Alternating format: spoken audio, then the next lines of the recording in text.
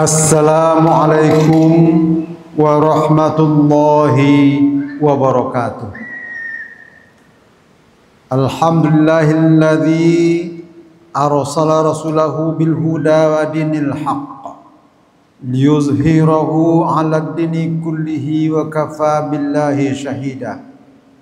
Ashhadu an la ilaha illallah wahdahu la syarikalah wa ashhadu anna Muhammadan abduhu wa rasuluhu la nabiyya ba'dah.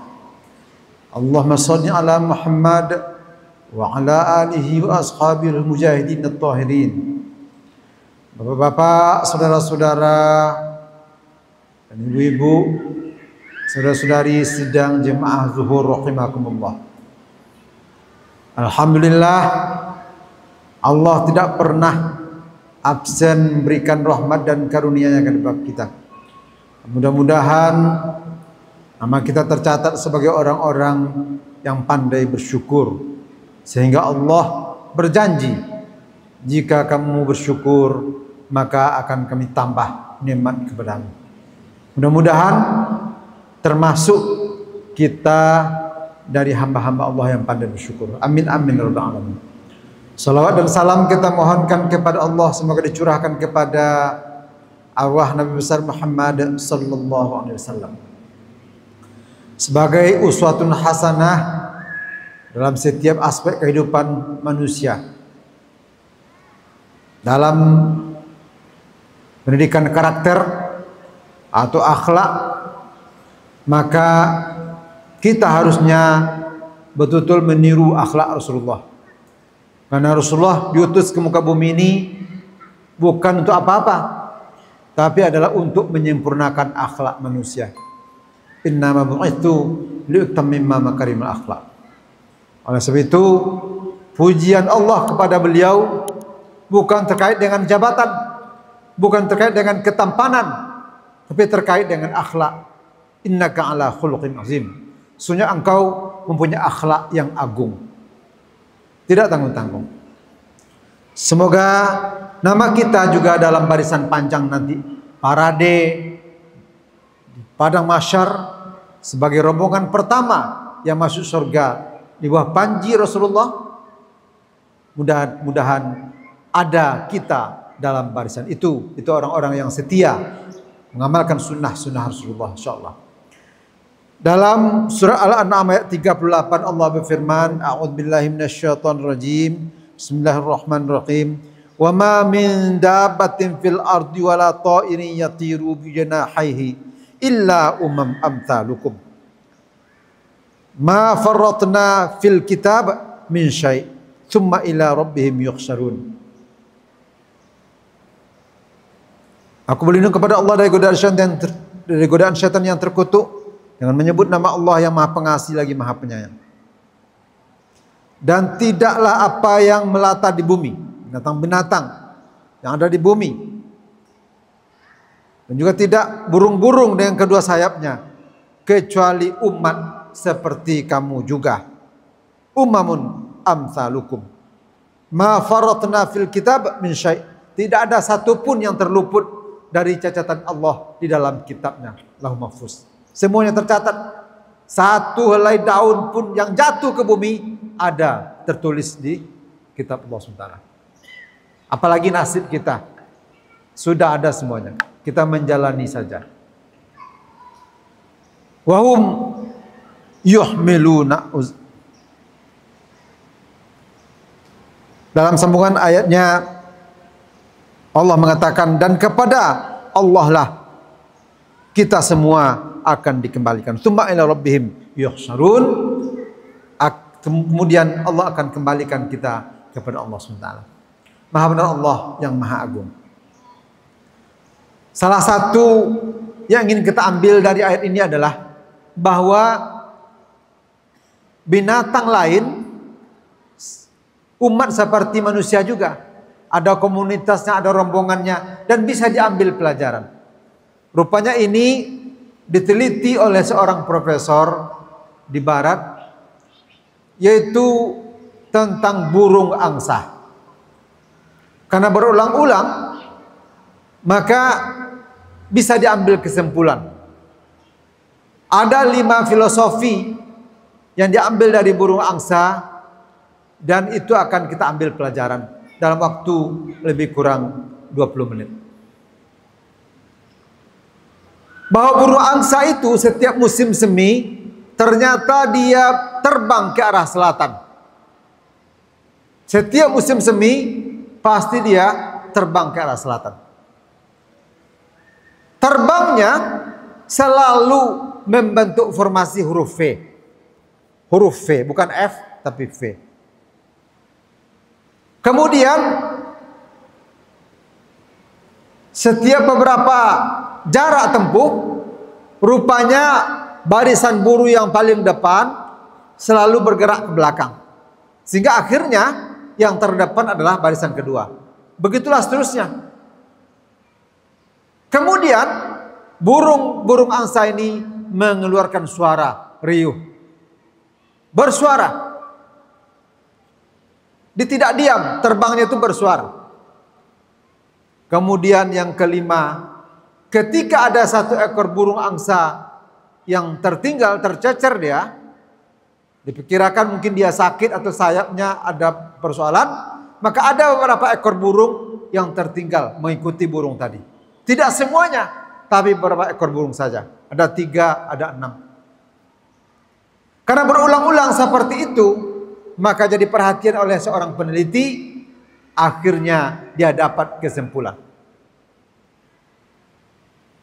Yang pertama adalah bahwa memang setiap musim semi itu, maka udara itu yang cocok sama burung ini, kalau musim panas, musim dingin tidak cocok. Maka ketika musim sedang itu, mereka bergerak ke arah selatan. Artinya, kita ambil pelajaran untuk sebuah komunitas, untuk sebuah organisasi, bahkan negara sekalipun, harus menetapkan tujuan sesuai dengan kondisi dan situasi yang ada. Yang pertama, harus ditetapkan satu tujuan, sehingga bergerak sama ke satu tujuan, ke satu titik. Burung ini rupanya telah menetapkan setiap musim semi itu dia bergerak ke arah selatan. Jangan sampai ada tujuannya tidak jelas. Orang bergerak kalau tujuan tidak jelas apa-apa dan ibu-ibu itu tanpa arah. Dia berjalan tanpa arah. Dan juga dia tidak mengukur persiapan. Tidak punya perencanaan yang baik. Kenapa? Tidak jelas tujuan yang ingin dicapai. Dalam keluarga, bahkan pribadi sekalipun harus ada tujuan kita. Harusnya doa kita yang tiap hari kita baca, tiap waktu kita baca, Rabbana atina fid dunya hasanah wa fil akhirati hasanah wa qina adzabannar, yaitu bahagia dunia, bahagia akhirat, atau baik di dunia, bahagia baik juga di akhirat, itu menjadi tujuan kita dalam hidup ini. Sehingga yang kedua, untuk mencapai tujuan itu, rupanya burung angsa sudah menetapkan strateginya. Apa strateginya? Formasinya harus formasi huruf V. Dia tidak sembarangan formasi huruf V. Dan bergerak bersama-sama. Tidak boleh sendiri-sendiri, atau satu ekor, tapi bersama-sama. Ternyata apa? Formasi huruf V itu setelah diteliti oleh profesor ini, 71% lebih jauh jarak tempuhnya, kekuatannya dibanding dengan kalau dia terbang sendiri atau formasinya tidak huruf V. Kenapa? Karena dengan huruf V itu, maka kepakan sayapnya itu lebih mudah dia. Ya, 71% lebih jauh. Kalau formasi yang lain, misalnya 100 kilo, maka dengan formasi huruf V ini, dia bisa bergerak terbang itu 171 kilo. Begitu kekuatannya. Kenapa? Karena lebih mudah dia mengayuhnya. Dengan begitu. Itu yang kedua. Kemudian mereka bergerak bersama-sama, tidak sendiri-sendiri. Tidak pribadi. Artinya apa? Dalam sebuah organisasi harus mempunyai formasi yang jelas, SOP yang jelas, strategi yang jelas, bagaimana programnya mencapai tujuan tadi. bagaimana kegiatannya, sub kegiatannya, bentuk kegiatannya harus jelas dan bagaimana strateginya. Jangan sampai jelas tujuannya tapi tidak jelas caranya untuk mencapai. Oleh itu kalau kita menetapkan tujuan kita bahagia dunia, bahagia di akhirat, maka tidak ada tujuan yang lain, ya, tidak ada cara yang lain kecuali mempedomani Al-Quran dan Sunnah. Semuanya sudah ada, dunia akhirat sudah ada semua. Oleh sebab itu dalam sebuah organisasi, sebuah negara sekalipun, begitu juga dalam keluarga harus mempunyai strategi dalam mencapai tujuan-tujuan yang telah disepakati. Dan harus dilaksanakan secara berkolaborasi, bersinergi, bersama-sama. Seperti burung angsa tadi. Yang ketiga, ternyata dalam jarak tertentu, barisan burung terdepan kembali ke belakang. Artinya apa? Artinya sebagai pemimpin, dia tidak harus terus-menerus, tidak harus semua periode, sudah di periode 3 periode lagi, 4 periode lagi, tetapi dia merasa bahwa ada orang-orang di belakangnya yang dia kader untuk memimpin. Itulah burung, karena dia tahu kondisinya, karena yang paling depan pasti bebannya berat, karena dia yang pertama mengayuh. Begitu kencangnya angin di depan itu, sehingga kepaknya itu mengeluarkan tenaga yang kuat, yang besar. Oleh sebab itu jarak tertentu dia kembali ke belakang. Legowo dia, tahu dia kondisinya. Jangan sampai seorang pemimpin, seorang imam tidak tahu kondisinya, sehingga tidak mau digantikan. Harusnya dalam periode tertentu dia harus legowo, memberikan kepada kader di belakangnya. Oleh sebab itu perlu ada pengkaderan. Begitulah burung angsa terus menerus. Yang keempat adalah burung angsa selalu mengeluarkan suara riuh rendah. Ternyata apa? Ternyata itu adalah untuk memberi semangat kepada burung-burung. Semua burung-burung angsa itu dalam melaksanakan misi terbangnya. Oleh sebab itu diambil pelajaran pada organisasi, pada sebuah komunitas, sebuah perkumpulan. Boleh mengkritik, boleh bersuara, tapi pastikan suara kita itu, kritik kita adalah kritik yang membangun, kritik yang konstruktif, memastikan untuk memberi semangat, memberi motivasi kepada anggotanya. Burung-burung angsa, suaranya itu memberi semangat. Kalau kita lihat tentara atau polisi latihan, itu ada lagunya, khusus lagunya, memberi semangat ketika dia berlari. Begitu juga burung-burung angsa ini, suara-suaranya itu adalah suara untuk memberi semangat. Kita pastikan dalam organisasi, dalam sebuah perkumpulan, pendapat kita, suara kita harus pendapat-pendapat yang konstruktif, saran-saran yang membangun. Jangan mencemooh, jangan menjatuhkan. Yang terakhir, yang namanya sebuah perkumpulan, komunitas, organisasi, negara, pasti ada persoalan, ada masalah. Ya, maka kalau ada persoalan tidak harus mengorbankan semua. Ada pepatah mengatakan kalau sakit satu sakit semua, sehingga berhenti semua. Tidak boleh begitu. Perasaan boleh seperti itu. Sakit satu sakit semua itu perasaan, tapi jangan berhenti sebuah organisasi gara-gara ada satu orang yang bermasalah.